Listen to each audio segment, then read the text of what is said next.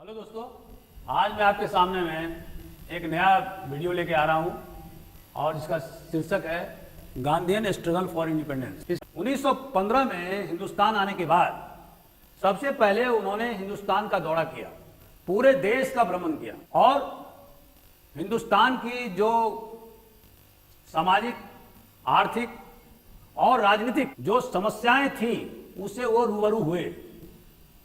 1917 में चंपारण के एक किसान राजकुमार शुक्ला ने उनसे भेंट किया और उन्होंने कहा कि किस प्रकार चंपारण में, जो बिहार का एक जिला था, अंग्रेज पूंजीपतियों द्वारा, प्लांटेशन पूंजीपतियों द्वारा किसानों का शोषण किया जा रहा। और जैसा कि आप जानते हैं कि ये इन अंग्रेज पूंजीपति को नीलहे साहब बोलते थे उस जमाने में। इंडिगो का उत्पादन ये प्लांटेशन अंग्रेज कैपिटलिस्ट करते थे, जिस पर इनका मोनोपोली होता था, एकाधिकार होता था।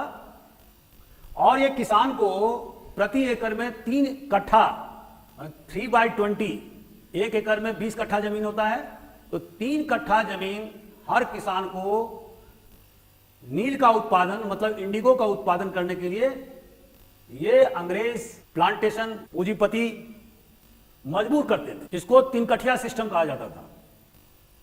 लेकिन जब जर्मनी में सिंथेटिक नील का उत्पादन होने लगा तो उसका रेट बहुत ज्यादा घट गया। तो इसके बाद में अंग्रेजों ने विभिन्न प्रकार के टैक्सेस, रेंट किसानों पर लगाने शुरू कर दिए और उनसे जबरन वसूली करने का कार्यक्रम शुरू कर दिया। इससे किसान तबाह हो गए, परेशान हो गए।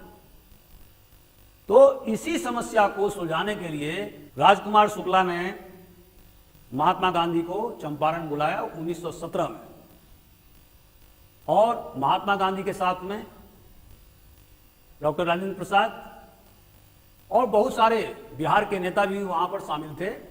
महात्मा गांधी ने अंग्रेज सरकार को विवश किया कि वो किसानों के हित में समझौता फॉर्मूला लागू करे। पहले तो अंग्रेज उन्हें चंपारण छोड़ने के लिए हुक्म दिया, जब वो नहीं माने कि हम नहीं जाएंगे, तो उसके बाद अंग्रेज ने सुलह का रास्ता अपनाया और सुलह के हिसाब से अंग्रेजों ने यह मान लिया कि जो अंग्रेज पूंजीपतियों द्वारा किसानों से बहुत सारे जाति किए गए हैं, रेंटल जाति की गई है, तो उस जाति का 25% हिस्सा किसानों को लौटाया जाएगा। और इस तरह से 1917 का जो गांधी जी का पहला आंदोलन हिंदुस्तान में था वो सफल रहा। दूसरा जो उन्होंने आंदोलन शुरू किया था वो था अहमदाबाद स्ट्राइक, अहमदाबाद मिल के मामले में। जैसा कि आप जानते हैं 1918 में अहमदाबाद के मिल मजदूरों ने, अंबालाल साराभाई का ये मिल था, और यहां के मजदूरों ने 35% मजदूरी बढ़ाने का प्रस्ताव प्रबंधन को दिया, लेकिन वो नहीं माने। तो गांधी जी उनके समर्थन में आ गए। हालांकि अंबालाल साराभाई उनके दोस्त थे, लेकिन गांधी जी उनके मजदूरों के समर्थन में आ गए और उन्होंने कहा कि 35% मजदूरी बढ़ाना होगा, और वो भूख हड़ताल पर चले गए। तो इस तरह से अंबालाल साराभाई को झुकना पड़ा, एक ट्रिब्यूनल का गठन करना पड़ा, और ट्रिब्यूनल ने 35% मजदूरी बढ़ाने का आदेश पारित किया, जिसे मिल प्रबंधन ने मंजूर किया। और यहां पर ये एक बात और देखने लायक है कि जो मिल प्रबंधक का बहन अनसुईया बहन जिनका नाम था, वो गांधी जी के समर्थन में आ गए और उनकी बहुत जबरदस्त भूमिका थी। तो इस तरह से अहमदाबाद कॉटन मिल के हड़ताल को खत्म किया गया और मजदूरों के पक्ष में गांधी जी के हस्तक्षेप से फैसला दिया गया। ये दूसरी सफलता थी गांधी जी की हिंदुस्तान में। और तीसरा था खेड़ा सत्याग्रह 1918। गुजरात के खेड़ा जिले में भयंकर अकाल हुआ था। जो रेवेन्यू कोड के हिसाब से अगर अकाल होता है और उसमें 1/3 भी उत्पादन नहीं होता है, तो उस स्थिति में सरकार को कर्ज माफी करने का अधिकार था। लेकिन सरकार ने अंग्रेज सरकार ने कर्ज माफी नहीं किया। तो इसीलिए यहां के किसानों ने जबरदस्त आंदोलन चलाया और गांधी जी ने वल्लभ भाई पटेल, जो बाद में भारत के गृह मंत्री बने और उप प्रधानमंत्री बने, उनकी राजनीतिक जीवन यहीं से शुरू होती है। तो वल्लभ भाई पटेल उनके खास सलाहकार इस खेड़ा आंदोलन में थे और इसके कारण से गवर्नमेंट को, सरकार को झुकना पड़ा और किसानों को कर्ज माफी देना पड़ा। ये तीसरी सफलता थी। चौथा जो महत्वपूर्ण जो घटना थी वो था रॉलेट एक्ट। ब्रिटिश सरकार ने प्रथम विश्व युद्ध के खत्म होने के बाद में उन्हें यह अंदेशा हो गया कि हिंदुस्तान में जबरदस्त आंदोलन होने वाला है, क्योंकि हिंदुस्तान के लोगों के सब्र का बांध टूट रहा है। तो उनकी जो खुफिया रिपोर्ट थी, इस आधार पर उन्होंने रॉलेट एक्ट पास किया और यह 6 अप्रैल 1919 को रॉलेट एक्ट पास किया गया और इसके तहत में बिना किसी कारण के, बिना वारंट के, बिना किसी वजह के किसी व्यक्ति को गिरफ्तार किया जा सकता था, उसके घर में घुसा जा सकता था, उसे सजा दी जा सकती। इसके खिलाफ में गांधी जी ने 6 अप्रैल 1919 को कांग्रेस के सहयोग से प्रस्ताव पारित किया और इसका विरोध करने का फैसला किया। काफी जगह दंगे हुए, फसाद हुए और वो फसाद इतने ज्यादा हुए, राइट्स इतने ज्यादा हुए कि गांधी जी दुखी हो गए। उन्होंने कहा कि हिंदुस्तान अभी अहिंसक आंदोलन के लिए तैयार नहीं है और उन्होंने इस रॉलेट एक्ट के खिलाफ में जो आंदोलन उन्होंने शुरू किया था उसको बंद कर दिया। इसी बीच में 13 अप्रैल को रॉलेट एक्ट के विरोध में पंजाब में बहुत जबरदस्त हंगामा हुआ और वहां के जो महत्वपूर्ण जो नेता थे सतपाल और किचलू, इन दोनों को पंजाब से बाहर कर दिया अंग्रेजों ने। और इसके विरोध में जालियानवाला बाग में बहुत सारे पंजाबी, जिनकी तादाद 10,000 से ज्यादा थी, वो वहां इकट्ठे हुए 13 अप्रैल 1919 को। वो दिन बैसाखी का दिन था और बिना किसी सूचना के, बिना किसी वार्निंग के जनरल डायर ने गोली चलवाई जब तक कि फौजों के पास गोली खत्म नहीं हो गई। और इसमें 1000 से ज्यादा लोग मारे गए, क्योंकि एक ही गेट था और वो भी गेट बंद कर दिया गया था, लोगों को निकलने के रास्ते नहीं हुए। अंग्रेजों के एस्टीमेट के हिसाब से कम से कम 400 लोग मरे, लेकिन हिंदुस्तानियों के हिसाब से उसमें 1000 से भी ज्यादा लोग मारे गए उस भयंकर गोलीकांड में। कि प्रथम विश्व युद्ध खत्म होने के बाद में सेंट्रल पावर हार गई थी। और सेंट्रल पावर में कौन कौन शामिल थे? ऑस्ट्रिया, जर्मनी और टर्की। और एलीट पावर में कौन शामिल थे? Britain, France, Japan, Italy. तो फर्स्ट वर्ल्ड वार के खत्म होने के बाद में एलीट पावर ने यह तय किया और उन्होंने ट्रीटी ऑफ सेब्रेस समझौता किया और उसके तहत में जो टर्की में जो खलीफा था, जैसा कि आप जानते हैं कि मुस्लिम वर्ल्ड में खलीफा धार्मिक और राजनीतिक दोनों मामलों का हेड होता है और ये परिपाटी मोहम्मद साहब के पीरियड से ही चलता रहा। अंग्रेजों ने, माने एलिट पावर ने सल्तनत को खत्म कर दिया, कैलिफेट को खत्म कर दिया, सुल्तान के पद को खत्म कर दिया।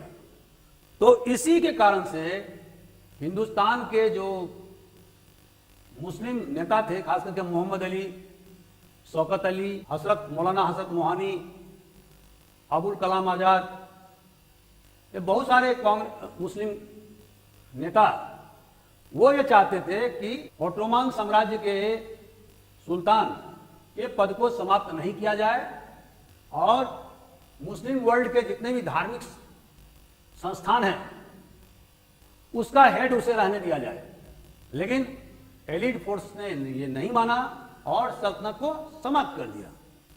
इसके तहत में खिलाफत मूवमेंट 17 अक्टूबर 1919 को और फिर 19 मार्च 1920 को शुरू किया गया और इसमें गांधी जी ने बढ़ चढ़कर हिस्सा लिया और ये प्रस्ताव पारित हुआ कि जितने भी देश के नेता हैं वो सरकारी पदवी को परित्याग करें, जो सरकारी कर्मचारी हैं वो अपना पद छोड़ दें और पुलिस के लोग अपना पद त्याग कर दें, कोर्ट में जो वकील प्रैक्टिस कर रहे हैं उसको परित्याग कर दें, और इसके अतिरिक्त किसान जो टैक्स या रेंट अंग्रेज सरकार को देते हैं वो बंद कर दें। ये आंदोलन करीब 6 महीने तक चला, लेकिन अंग्रेजों ने उनकी एक भी बात नहीं सुनी। कुछ मुस्लिम नेता डेपुटेशन लेकर के ब्रिटेन भी गए, लंदन गए, लेकिन अंग्रेजों ने उनकी एक बात भी नहीं सुनी और ट्रीटी ऑफ सेवरे के तहत में ओटोमान सल्तनत को समाप्त कर दिया। 1922 में कमाल अतातुर्क ने, जो टर्की के प्रेसिडेंट हुए, उन्होंने कैलिफेट पद को समाप्त कर दिया। तो इसके कारण से यह मुद्दा विहीन आंदोलन हो गया। टर्की के लोग खुद नहीं चाहते थे कि ओटोमान सुल्तान मुस्लिम जगत के खलीफा बने, क्योंकि यह संस्था पूरी तरह से एक भ्रष्ट संस्था हो गई थी मुस्लिमों के निगाह में। जो सारे विश्व मुस्लिम फैले हुए थे और खास करके टर्की के मुसलमानों के निगाह में सल्तनत और कैलिफेट भ्रष्टाचार का अड्डा हो गया। तो इसी कारण से वहां के बासिंदे खुद नहीं चाहते थे कि कैलिफेट इंस्टीट्यूशन टर्की में रहे, और इसलिए कमाल पाशा ने 1922 में इस इंस्टीट्यूशन को सदा के लिए समाप्त कर दिया, और इसी के साथ यह आंदोलन भी समाप्त हो गया। इस आंदोलन में गांधी जी ने बढ़ चढ़ करके हिस्सा लिया। उन्होंने कांग्रेसियों को भी उत्साहित किया कि वो इस आंदोलन में भाग लें। हालांकि यह आंदोलन रॉन्ग फुटिंग पर आधारित था, लेकिन उस समय के कांग्रेसी नेताओं को और खास करके गांधी जी का यह मानना था कि खिलाफत आंदोलन में कांग्रेसियों के भाग लेने से हिंदू मुस्लिम एकता को बढ़ावा मिलेगा। तो इसीलिए खिलाफत आंदोलन में गांधी जी ने बढ़ चढ़ के हिस्सा लिया। इसके बाद में असहयोग आंदोलन गांधी जी के द्वारा 1 अगस्त 1920 को कलकत्ता के विशेष अधिवेशन में शुरू किया गया, और इसका सत्यापन माने रेटिफिकेशन नागपुर के अधिवेशन में, उसी साल नागपुर के अधिवेशन 1920 में किया गया। और इस असहयोग आंदोलन की क्या क्या विशेषता थी, जैसे कि कुछ पॉइंट्स तो खिलाफत आंदोलन के थे, जैसे कि जो विदेशी सामान है उसका बहिष्कार करना, और स्वदेशी जो चरमपंथियों का 1905 ईस्वी में मैंने बताया था, इस स्वदेशी सामान को बढ़ावा देना, जो विदेशी माल बेचते हैं उनके दुकान के सामने में पिकेटिंग करना, उनको रोकना, और सरकारी जो स्कूल है कॉलेज है उसका बहिष्कार करना। इसके अतिरिक्त जो जालियांवाला बाग में जो नरसंहार हुआ था उस जनरल डायर के खिलाफ में और अंग्रेज अफसर्स के खिलाफ में कार्रवाई करना। साथ साथ जो वेल्स के राजकुमार जो कि भावी सक्सेसर थे ब्रिटिश एम्पायर के, उनका 1921 में हिंदुस्तान में आगमन सुनिश्चित था, तो प्रिंस ऑफ वेल्स का बहिष्कार करना। और इसके अतिरिक्त जो खिलाफत में मतलब जो खलीफा के साथ में जो अन्याय किया गया था, मतलब कैलिफेट को जो समाप्त कर दिया था एलिट फोर्सेज ने, मित्र राष्ट्र ने, उसको दुरुस्त करना, मतलब कैलिफेट को स्थापित करना, यह भी एक पॉइंट था। और इसके अलावा उन्होंने जो उद्देश्य जो कांग्रेस ने निर्धारित किया, अब वो उद्देश्य था स्वराज। स्वराज मतलब सेल्फ रूल, मतलब हिंदुस्तानियों के द्वारा स्वयं का शासन। ये गोल या ये उद्देश्य कांग्रेस ने अब जग जाहिर कर दिया। और इसके अतिरिक्त उन्होंने कांग्रेस के स्ट्रक्चर में माने ढांचे में भी बहुत चेंज किया। जैसे उन्होंने 15 मेंबर की एक वर्किंग कमेटी बनाया जो कांग्रेस के रोजमर्रा के काम देखेंगे। इसके अलावा मोहल्ला कमेटी, टाउन कमेटी का निर्माण किया गया गांव में और शहरों में। इसके अलावा जो उनके चंदा के जो रेट थे, जो एनुअल वार्षिक जो फीस थी कांग्रेसियों के लिए, उसको घटा करके सिर्फ और सिर्फ 4 आने कर दिए गए, ताकि अधिक से अधिक लोग कांग्रेस के सदस्यता ग्रहण करें। तो इस तरह से बहुत सारे इंपॉर्टेंट पॉइंट्स को इस असहयोग आंदोलन में शामिल किया गया, और यह आंदोलन जोर शोर से हिंदुस्तान में चला। गांधी जी ने स्पष्ट जाहिर किया कि 1 साल के अंदर में देश आजाद हो जाएगा। अब जो कांग्रेस का एजेंडा था वो था मास मूवमेंट। तो इससे व्यथित होकर के एनी बेसेंट और बाल गंगाधर तिलक ये लोग कांग्रेस को छोड़ दिया 1920 में। वो इससे असहमत थे, क्योंकि जो कांग्रेस ने स्वराज का जो लक्ष्य जो निर्धारित जो किया था वो स्पष्ट नहीं था कि क्या स्वराज ब्रिटिश सरकार से पूरी तरह से उसका संबंध खत्म हो जाएगा या नहीं खत्म होगा। इस पर इस प्रस्ताव में पूरी तरह से व्याख्या नहीं की गई थी और इसी के कारण से बाल गंगाधर तिलक जो उस समय जीवित थे वो खफा हो गए। उनकी मृत्यु 1 अगस्त 1920 को हुई थी, लेकिन ये जो प्रस्ताव हुआ था वो उसके पहले का प्रस्ताव था। तो इस तरह से असहयोग आंदोलन पूरे हिंदुस्तान में फैल गया और इसका प्रभाव जगह जगह हुआ, खास करके उत्तर प्रदेश में जिसको कि उस समय संयुक्त प्रांत कहते थे, बिहार में, पंजाब में, बंगाल में, सब जगह आंदोलन गांव-गांव में फैल गया। किसानों ने सरकारी मुलाजिमों को रेंट देना बंद कर दिया। तो इस तरह से आंदोलन का फैलाव पूरे देश में हो गया और अब कांग्रेस एक मास मूवमेंट की ओर चल पड़ा। और इसके कर्ता धर्ता कौन थे? महात्मा गांधी। अंग्रेजों ने इस मास मूवमेंट को कुचलने के लिए सारी शक्तियां लगा दी। अकेले बंबई में गोली चालन में उनके द्वारा 53 लोगों को मार दिया गया और 400 लोगों हताहत हुए, गंभीर रूप से घायल हुए। लेकिन इसी बीच में 1922 में 5 फरवरी 1922 में चौरा चोरी यूपी में, पूर्वी यूपी में एक जगह का नाम है जहां पर कि पुलिस स्टेशन या पुलिस थाना था, वहां पर करीब 3000 किसान प्रदर्शन करने के लिए आए थे और जब पुलिस ने बर्बरतापूर्वक उन पर लाठीचार्ज किया तो ये 3000 किसान थाने में घुस गए, थाने को जला डाला और उसमें करीब कुल 22 पुलिसकर्मी जल के मर गए। इससे गांधी जी बहुत ज्यादा दुखी हो गए और उन्होंने एकाएक इस आंदोलन को, मतलब असहयोग आंदोलन को बंद। असहयोग आंदोलन के बंद होने से कांग्रेसियों में भारी निराशा हुई, क्योंकि आंदोलन अपने चरम पर था। जवाहरलाल नेहरू जो उनके कट्टर समर्थक थे वो भी खपा हो गए। मोतीलाल नेहरू, CR दास, चित्तरंजन दास, ऐसे जो बड़े बड़े नेता थे वो भी खपा हो गए कि एकाएक बंद क्यों कर दिया गया है जब आंदोलन अपने चरम पर है। तो लेकिन गांधी जी ने किसी की भी नहीं सुनी और उन्होंने 1922 में 5 फरवरी के चौरा चोरी कांड होने के बाद इस आंदोलन को बंद कर दिया। इसका प्रभाव क्या हुआ? इसका प्रभाव, इस आंदोलन का प्रभाव यह हुआ कि कांग्रेस अब ड्राइंग रूम पार्टी नहीं रह गई। कांग्रेस की पकड़ गांव-गांव और शहर में हो चुका था। कांग्रेस पार्टी एक मास पार्टी के रूप में उभर गई थी जिसका विस्तार देश के कोने कोने में हो गया। लेकिन इसका जो गलत प्रभाव था वो क्या था? इसका जो बैड इंपैक्ट था वो ये था कि संप्रदायवाद की घटना हिंदुस्तान में तेजी से बढ़ने लगी और सांप्रदायिक ताकत जगह जगह मारकाट करने लगे, एक दूसरे के घर जलाने लगे और इसी कारण से गांधी जी व्यथित होकर के 1924 में फास्ट अनटू डेथ किया था।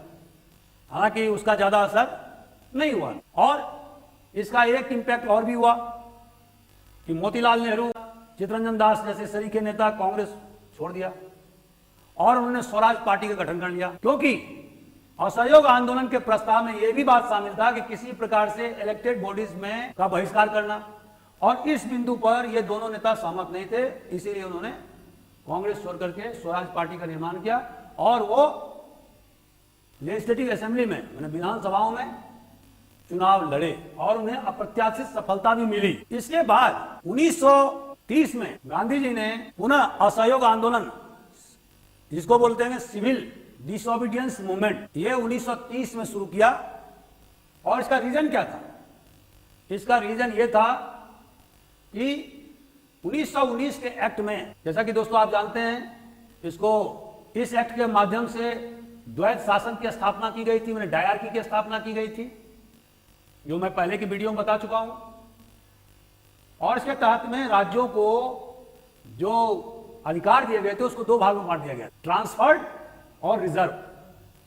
ट्रांसफर्ड सब्जेक्ट को देखने के लिए निर्वाचित हिंदुस्तानी मंत्री को जिम्मा दिया गया, और जो रिजर्व सब्जेक्ट थे उसको देखने के लिए गवर्नमेंट ऑफिशियल्स को जिम्मा दिया गया राज्यों में। और इतना ही नहीं, 1909 एक्ट में जो पृथक निर्वाचन, मुस्लिमों के लिए पृथक निर्वाचन की व्यवस्था की गई थी और इस प्रकार से सांप्रदायिकता का जहर घोला गया था, उसको अंग्रेजों ने 1919 के एक्ट में और विस्तारित किया। और इसमें यूरोपियन को, क्रिश्चियन को, डिप्रेस्ड क्लासेस को, सिख को, इनको भी पृथक निर्वाचन क्षेत्र दिया गया, मैंने सेपरेट इलेक्टेड दिया गया। जो राष्ट्रवादियों की मंशा थी उसके हिसाब से 1919 एक्ट में कुछ भी नहीं था। हिंदुस्तान की जो ब्रिटिश सरकार थी, जो केंद्रीय सरकार थी, उसके अधिकार में किसी प्रकार के कटौती नहीं किए गए थे। वायसराय का जो एग्जीक्यूटिव काउंसिल था उसमें जरूर दो हिंदुस्तानी को मनोनयन करने का अधिकार दिया गया था, लेकिन इससे राष्ट्रवादी संतुष्ट नहीं हुए थे। और उसके बाद में जालियनवाला का कांड हुआ, हंटर कमीशन का गठन किया अंग्रेजों ने, लेकिन उसका भी ज्यादा रिजल्ट नहीं निकला। रॉलेट एक्ट को अंग्रेजों ने खत्म नहीं किया। गांधी जी को 6 साल के लिए जेल भेज दिया गया था 1922 के बाद में, लेकिन उनको स्वास्थ्य के आधार पर उनको 1924 में ही रिहा कर दिया। देश में सांप्रदायिक ताकतों का बोलबाला हो गया था। इस परिस्थिति में साइमन कमीशन 1927 में हिंदुस्तान में आया। क्योंकि 1919 एक्ट में एक क्लॉज था कि प्रत्येक 10 साल में इस एक्ट का पुनरावलोकन किया जाएगा और यह देखा जाएगा कि इस एक्ट में क्या क्या कमियां हैं, उसको दुरुस्त करने का प्रयास किया जाएगा। और उसी के तहत में कमीशन 1927 में इसका गठन हुआ और 1928 में कमीशन आया। जो ही बॉम्बे में उतरा, पूरे हिंदुस्तान की जनता ने गो बैक साइमन का नारा लगाया। जगह जगह आंदोलन हुए। पंजाब में आंदोलन के दौरान लाला लाजपत राय को पुलिस की लाठी से गंभीर चोट आई और उस चोट में 17 दिन के बाद उनकी मृत्यु हो गई। इससे राष्ट्रवादी बहुत ज्यादा खफा हो गए। यूपी के लखनऊ में गोविंद बल्लभ पंत को और जवाहरलाल नेहरू को पुलिस ने दौड़ा दौड़ा कर मारा। इसका भी बहुत ज्यादा प्रभाव पड़ा, खास करके उत्तर भारत में। और गोविंद बल्लभ पंत को तो इतनी ज्यादा चोट लगी थी कि वो 5-7 साल तक किसी काम के नहीं रह गए थे। 1928 में कांग्रेस ने मोतीलाल नेहरू के अध्यक्षता में एक कमेटी का गठन किया और उसको नेहरू रिपोर्ट कहते हैं। और इस नेहरू कमेटी में हिंदुस्तान के सारे पार्टियों के नुमाइंदे शामिल थे। इस रिपोर्ट के मुताबिक, जो कि कलकत्ता अधिवेशन में इसको 1928 में पेश किया गया था, इसके मुताबिक हिंदुस्तान को डोमिनियन स्टेटस देना आवश्यक है। उन्होंने इस रिपोर्ट में किसी प्रकार के पृथक निर्वाचन क्षेत्र का, मतलब सेपरेट इलेक्टोरेट का पूरी तरह से विरोध किया। इस रिपोर्ट में फंडामेंटल मौलिक अधिकार को इसको शामिल किया गया था। अमेरिकन कॉन्स्टिट्यूशन की तर्ज पर बिल ऑफ राइट्स को इसमें शामिल किया गया था। तो बहुत सारे पॉइंट्स जो कि हिंदुस्तान के आजाद होने के बाद में ये पॉइंट्स हमारे संविधान निर्माण के वक्त इस नेहरू रिपोर्ट को के बहुत सारे अंश को उसमें लिया गया है। इसी के खिलाफ में कुछ मुस्लिम नेताओं ने दिल्ली डिक्लेरेशन 1929 में जारी किया और इसके तहत में उन्होंने कहा कि सिंध को बॉम्बे प्रेसिडेंसी से अलग किया जाए, मुसलमान को उनकी आबादी के हिसाब से प्रतिनिधि मिले। तो एक विभाजनकारी एजेंडा दिल्ली डिक्लेरेशन के माध्यम से मुस्लिम नेताओं ने हिंदुस्तानी जनता के सामने रखा। 1929 में रावी के तट पर लाहौर में जब जवाहरलाल नेहरू अध्यक्ष हुए तो उन्होंने कांग्रेस का जो उद्देश्य था उसको साफ कर दिया और ये कहा कि चूंकि रिपोर्ट में डोमिनियन स्टेट की मांग की गई थी ऑस्ट्रेलिया और कनाडा के तर्ज पर, चूंकि अंग्रेज सरकार ने इसको नहीं माना और उसका डेडलाइन समाप्त हो गया है, इसलिए हिंदुस्तान को अब पूर्ण स्वतंत्रता से कम कोई भी चीज नहीं चाहिए, उसे कंप्लीट इंडिपेंडेंस चाहिए। और इसके तहत ही उन्होंने नारा दिया कि अब से हमेशा 26 जनवरी को स्वतंत्रता दिवस मनाया जाए। और इसी कारण से दोस्तों देखते हैं कि अभी 26 जनवरी 1950 को जब हमारा संविधान लागू हुआ, जिसको हम गणतंत्र दिवस कहते हैं, इस दिन को उसी कारण से रखा गया। यह 1929 में जो प्रस्ताव पारित हुआ था जवाहरलाल नेहरू की अध्यक्षता में, तो उन्होंने 26 जनवरी को तो झंडा फहराया और कांग्रेस उसके बाद से हमेशा 26 जनवरी को झंडा फहराती रही स्वतंत्रता आंदोलन के दौरान। तो इसीलिए जब देश आजाद हुआ और जब संविधान लागू हुआ तो उन्होंने 26 जनवरी का दिन मुकर्रर किया, क्योंकि कांग्रेसियों के लिए सबसे पवित्र दिन। तो इस तरह से दोस्तों ये सविनय अवज्ञा आंदोलन इसको बोलते हैं हिंदी में, सिविल डिसोबीडियंस मूवमेंट को हिंदी में। तो सविनय अवज्ञा आंदोलन की शुरुआत कांग्रेस अधिवेशन जो लाहौर में हुआ उसी का एक भाग था, और उसमें कहा गया कि गांधी जी के नेतृत्व में सविनय अवज्ञा आंदोलन चलाई जाएगी और इसकी शुरुआत के लिए गांधी जी को समय और तिथि सुनिश्चित करने का पूरा अधिकार दे दिया गया। लेकिन गांधी जी ने क्या किया? गांधी जी ने कहा कि मैं सविनय अवज्ञा आंदोलन तब तक नहीं चलाऊंगा जब तक कि अंग्रेज सरकार को मैं कुछ मुद्दे पर कुछ मांग के साथ में उन्हें अपना मांग पत्र पेश करूंगा। अगर वो हमारी मांग पत्र को स्वीकार कर लेते हो तो फिर आंदोलन करने की आवश्यकता नहीं है। लेकिन दोस्तों सविनय अवज्ञा आंदोलन शुरू करने से पहले गांधी जी ने अंग्रेजों के सामने कुछ प्रस्ताव रखे। अगर इन प्रस्तावों को अंग्रेज सरकार द्वारा मान्य कर दिया जाएगा तो फिर वो आंदोलन नहीं चलाएंगे। तो वो प्रस्ताव क्या था? उन्होंने 11 सूत्री मांग रखा और 11 सूत्री मांगों के बारे में आपको बता देना चाहता हूं। पहला था कि सरकार आर्मी पर और सिविल सर्विसेज पर 50% खर्च में कटौती करे, 50% रेवेन्यू टैक्स में कटौती करे, जो सीआईडी डिपार्टमेंट है, क्रिमिनल इन्वेस्टिगेशन डिपार्टमेंट, हिंदी में बोले अपराध अनुसंधान विभाग सीआईडी, इसके रूपरेखा में परिवर्तन करे, इसमें कानून में सुधार करे और आर्म्स एक्ट शस्त्र अधिनियम में भी सुधार किया जाए और अधिक से अधिक हिंदुस्तानियों को भी लाइसेंस देने का प्रावधान किया जाए। और इसके अलावा जितने भी राजनीतिक कार्यकर्ता बंद कर दिए गए हैं उनको छोड़ा जाए। इसके अलावा उन्होंने शराबबंदी, जिसको अंग्रेजी में प्रोहिबिशन कहते हैं, पूरे देश में लागू किया जाए। और जो हमारा जो टेक्सटाइल उद्योग जो पूरी तरह से अंग्रेज शासन में बर्बाद हो गया, उसको प्रोटेक्शन का इंतजाम दिया जाए, उसको सुरक्षा करने का इंतजाम दिया जाए। मतलब उस पर अगर विदेश से माल आता है, इंग्लैंड से बना बनाया माल, तो उस पर कस्टम ड्यूटी लगाई जाए, टेरिफ ड्यूटी लगाई जाए, ताकि हिंदुस्तानी टेक्सटाइल इंडस्ट्री या उद्योग पनप सके, बढ़ सके। और पोस्टल रिजर्वेशन बिल उसको लागू किया जाए। और इसके अलावा रुपया और स्टर्लिंग पाउंड में जो एक्सचेंज रेट है उसको भी रिड्यूस किया जाए, मैंने कम किया जाए। और जो हिंदुस्तान के जो कोस्टल एरिया है, तटवर्ती इलाके हैं, वहां पर केवल हिंदुस्तानियों के शिपिंग के लिए रखा जाए। इसके अलावा उन्होंने कहा कि साल्ट टैक्स, मतलब नमक पर जो कर लगाया गया है, उसको भी खत्म किया जाए। और इसके अतिरिक्त इसके लिए उन्होंने अल्टीमेटम दिया। ये 11 सूत्री कार्यक्रम उन्होंने अंग्रेज सरकार के सामने में रखा, लेकिन अंग्रेज सरकार ने उसको अनसुना कर दिया।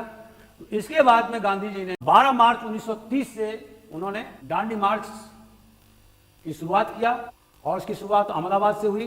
उन्हें दांडी तक जाना था, वहां नमक के कानून को तोड़ने के लिए उन्हें खुद नमक बनाना था।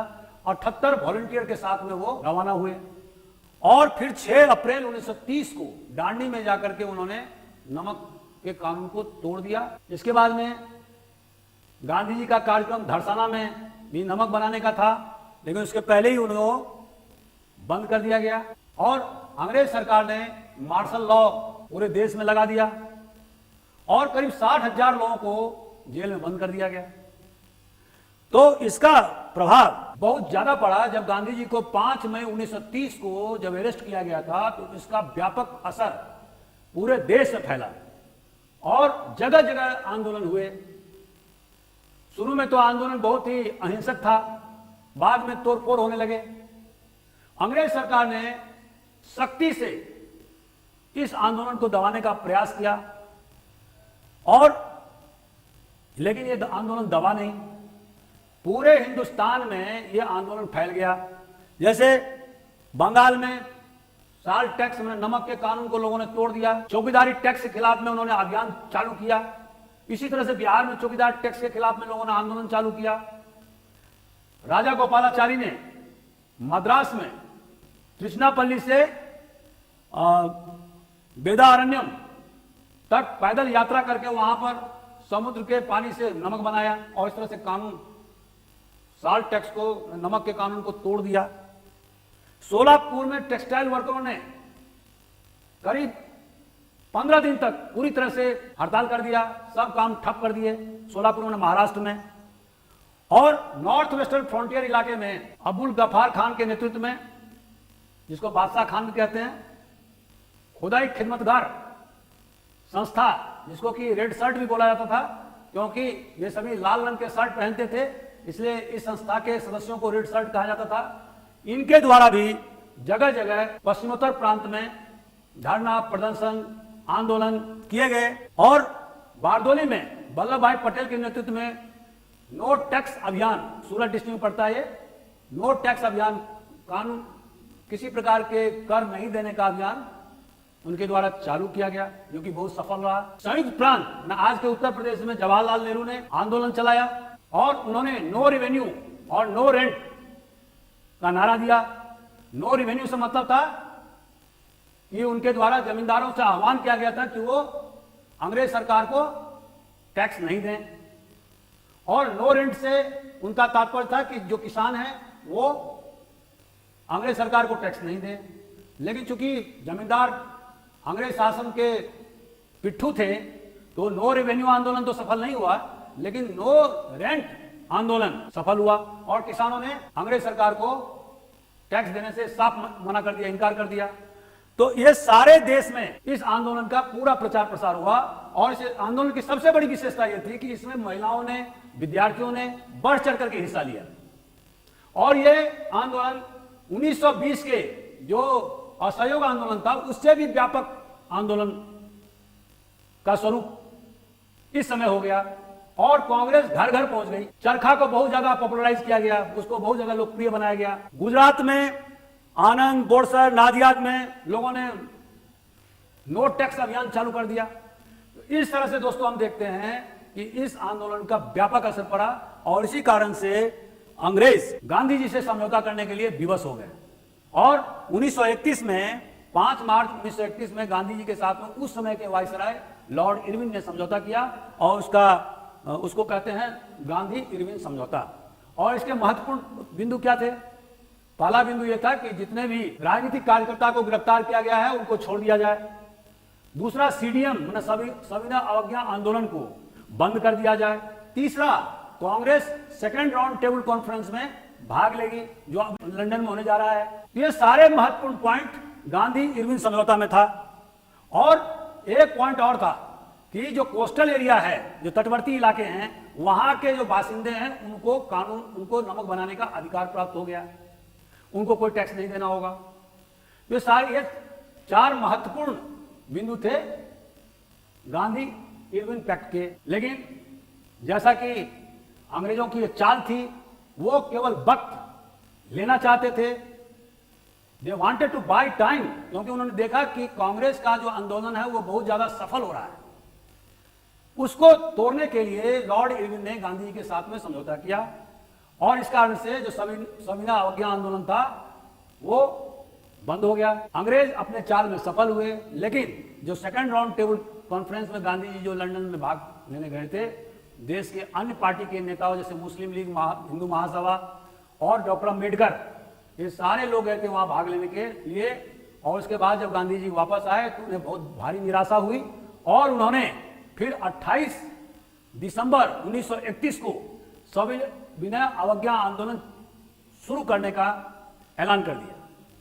यह आंदोलन जो दूसरी बार चालू हुआ वो मुश्किल से 2-3 महीने चालू रहा। धीरे धीरे वो आंदोलन का प्रभाव कमजोर होता गया। तो इसके बाद कांग्रेस ने उस आंदोलन को औपचारिक रूप से बंद कर दिया। दोस्तों, इसके बाद 8 अगस्त 1942 में कांग्रेस ने भारत छोड़ो अभियान, या उसको क्विट इंडिया मूवमेंट भी कहते हैं, मास मूवमेंट के रूप में शुरू किया, मैंने लगभग 12 साल बाद। इसके पहले 1940 में गांधी जी ने इंडिविजुअल सत्याग्रह, जिसको व्यक्तिगत सत्याग्रह कहते हैं, वो शुरू किया था और उसका नारा था दिल्ली चलो। ये सत्याग्रही, जो पहले सत्याग्रही उन्होंने चुना था, उसका नाम था विनोबा भावे, और दूसरे जो सत्याग्रही थे उनका नाम था जवाहरलाल नेहरू। इन सत्याग्रहियों का यह काम था कि वो गांव-गांव में पहुंच करके और वहां से फिर दिल्ली की तरफ कूच किया हो, ताकि जनता को मोबिलाइज किया जा सके। हालांकि यह विवादित प्रश्न है कि इस इंडिविजुअल सत्याग्रह का कितना ज्यादा प्रभाव रहा, लेकिन ये गांव-गांव में जो कार्यकर्ता फैले और उनके साथ जब नेता, जो मेन जो सत्याग्रही थे, वो जब दिल्ली की तरफ कूच करने लगे, तो उससे बहुत सारे लोग उनके साथ में चलने लगे और इससे मास मोबिलाइजेशन को बढ़ावा मिला। जो 1930-31 के बाद में कांग्रेस ने कोई आंदोलन नहीं किया था। 1935 एक्ट के तहत में 1937 में कांग्रेस ने 8 राज्य सरकार बनाई थी और बाद में 2 राज्य सरकार उसने और बनाई थी। कुल 11 में से 10 राज्यों में उसकी सरकार बन गई थी और कांग्रेस को बहुत जबरदस्त सफलता मिली थी और मुस्लिम लीग हाशिए पर आ गई थी। बाद में 1942 का जो आंदोलन हुआ, क्विट इंडिया मूवमेंट, 8 अगस्त को बॉम्बे में कांग्रेस ने ऐलान कर, और इस भारत छोड़ो अभियान के पीछे कारण क्या था? कारण यह था कि दोस्तों कि इसके पहले 1942 में स्टैफर्ड क्रिप्स, जो कि वार कैबिनेट का सदस्य था, उसको चर्चिल के गवर्नमेंट ने भेजा था हिंदुस्तान में, ताकि यहाँ के पॉलिटिकल नेताओं के साथ में, राजनीतिक नेताओं के साथ में वार्तालाप किया जा सके और जो गतिरोध उत्पन्न हो गया है ब्रिटिश सरकार में और हिंदुस्तान के नेताओं के बीच में, उस गतिरोध को तोड़ा जाए।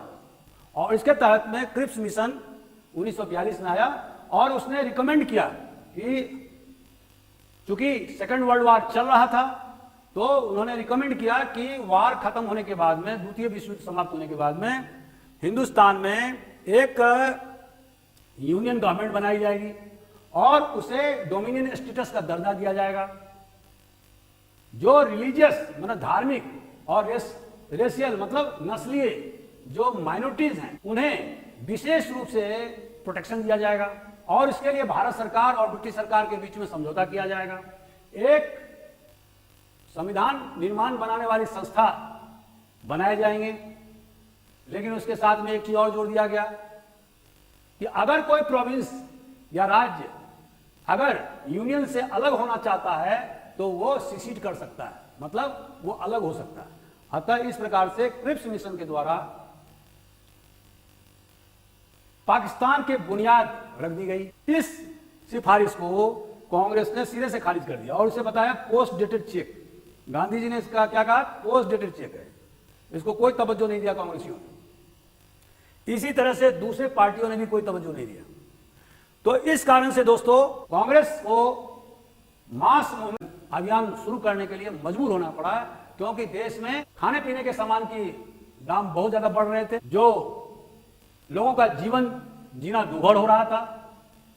कांग्रेस में भी विभिन्न प्रकार के गुट बनते जा रहे थे और उनके अलग अलग सोच विकसित होती जा रही थी। तो ऐसी परिस्थिति में और एक कारण और था कि जापानीज अंडमान निकोबार द्वीप समूह को अपने कब्जे में ले लिया था। कांग्रेस ने यह प्रस्ताव पारित किया कि हिंदुस्तान के हित में है और सभी लोगों के हित में है, साम्राज्यवादियों के हित में भी है कि ब्रिटेन भारत से तत्काल निकल जाए, वो देश को आजाद कर दे, भारत छोड़ो, जैसा कि इस नारा से स्पष्ट है। और गांधी जी ने डू और डाई का नारा दिया, मरो, करो या मरो।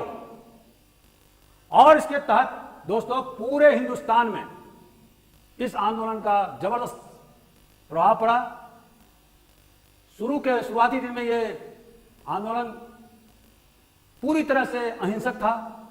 बाद में जगह जगह तोड़फोड़ की घटना हुई, सरकारी संपत्ति को आग लगा दी गई, रेलवे ट्रैक को तोड़ दिया आंदोलनकारियों ने, पोस्ट ऑफिस को या टेलीग्राम तार को तोड़ दिया लोगों ने। तो करोड़ों रुपए की संपत्ति, सरकारी संपत्ति का नुकसान आंदोलनकारियों के द्वारा किया गया। अंग्रेजों ने भी बहुत सख्ती से काम किया, सारे नेताओं को जेल में बंद कर दिया और जवाहरलाल नेहरू को तो 3.5 साल के बाद में छोड़ा गया। लगभग उन्होंने स्वतंत्रता आंदोलन के समय 9.5 साल समय व्यतीत किए थे जेल में, जिसमें कि अकेले 1942 से 1945 तक लगभग 3-3.5 साल उन्हें जेल में रहना पड़ा था। और यह अंग्रेजों ने जानबूझ करके किया, क्योंकि कांग्रेस में जवाहरलाल नेहरू एक अकेले नेता थे जिसका इंपैक्ट, जिसका प्रभाव हिंदू और मुसलमान दोनों के बीच में एक समान था। चूंकि अंग्रेजों को मुस्लिम लीग को बढ़ावा देना था, इसीलिए वो जवाहरलाल नेहरू को ज्यादा दिन तक जेल में रखे हुए। दोस्तों, जैसा कि आप जानते हैं कि सेकेंड वर्ल्ड वॉर शुरू होने के बाद में कांग्रेस ने जो 1937 के बाद में जो प्रोविंसेज में या राज्यों में जो सरकार बनाई थी, उन्होंने 1939 में इस्तीफा दे दिया। सुभाष चंद्र बोस कांग्रेस से हट गए और उन्होंने फॉरवर्ड ब्लॉक नामक पार्टी बना लिया। बाद में वो देश से बाहर निकल के जर्मनी चले गए और उसके बाद वो Indian national army, Azad Hind फौज का गठन किया सिंगापुर में। इस आंदोलन का सबसे बड़ा जो महत्वपूर्ण तथ्य था वो था अंडरग्राउंड एजिटेशन। बहुत सारे नेता जैसे जयप्रकाश नारायण, राम मनोहर लोहिया, ये सारे नेता भूमिगत हो गए और इन्होंने भूमिगत होकर के आंदोलन को हवा देना चालू किया। तो यह आंदोलन बहुत व्यापक रूप से पूरे देश में फैल गया और अंग्रेज सरकार को यह आभास हो गया हिंदुस्तान को अब ज्यादा दिन तक गुलाम नहीं रखा जा सकता। इसमें किसान, महिलाएं, ट्रेडर्स, व्यवसायी और मजदूर, सभी वर्गों के लोग इस आंदोलन में शामिल हुए और इस आंदोलन को पूरी तरह से मास मूवमेंट बना दिया गया। इसमें सरकारी संपत्ति का भी बहुत ज्यादा नुकसान हुआ। तो इस तरह से अंग्रेज को यह समझ में आ गया कि अब हम ज्यादा दिन तक हिंदुस्तान में नहीं रह सकते और इसीलिए उन्होंने तेजी से हिंदुस्तान को आजाद करने के लिए अपने कदम बढ़ाए। उन्होंने कैबिनेट मिशन प्लान लाया, उसके बाद माउंटबेटन प्लान लाया, उसके बाद में उन्होंने देश को विभाजन किया। 1946 का चुनाव कराया जिसमें कि मुस्लिम लीग सारे मुस्लिम सीट पर जीत गई और यह एक विभाजन की रूपरेखा थी जो अंग्रेज चाहते थे। तो दोस्तों, इस तरह से हम देखते हैं कि गांधी जी ने समय समय पर आंदोलन चलाया और बस्तर 1920 से लेकर के 1947 का जो पीरियड था वो गांधी जी के नेतृत्व में कांग्रेस का स्वतंत्रता संग्राम था। गांधी जी के जो प्रिंसिपल है, 2-3 बात मैं कहना चाहता हूं कि पहला था सत्य, नॉन वायलेंस, अहिंसा, सर्वोदय, सत्याग्रह। ये 4 फंडामेंटल्स थे गांधी जी के आंदोलन के। और इनका तरीका क्या था? पीसीपी, पी मतलब प्रेशर, सी मतलब कंप्रोमाइज और पी मतलब प्रेशर। तो आप देखते होंगे कि वो, क्योंकि वो जानते थे कि आंदोलन को 10 साल तक, 5 साल तक, 15 साल तक नहीं चलाया जा सकता है, उसको 6 महीना चलाया जा सकता है, 8 महीना चलाया जा सकता है और उसके बाद में धीरे धीरे आंदोलन समाप्त हो जाता है। तो इसीलिए उन्होंने आंदोलन खत्म होने या उसकी तीव्रता खत्म होने से पहले उन्होंने कंप्रोमाइज किया, इसको सी बोलते हैं। तो इस मेथड से उन्होंने पिछले 27 साल तक, 2020 से लेकर 1947 तक आंदोलन की धार दिया और इस तरह से देश को आजाद करने में उनकी महती भूमिका रही। तो दोस्तों, आज का वीडियो आपको कैसा लगा आप जरूर हमें बताइए। अगर आपको अच्छा लगता है तो आप इसको लाइक करिए, सब्सक्राइब करिए, शेयर करिए और कमेंट्स बॉक्स में कमेंट्स जरूर लिखिए ताकि मेरा हौसला अफजाई हो। मैं अगले वीडियो में इससे भी बेहतर वीडियो बनाने का प्रयास करूंगा। Thank you very much.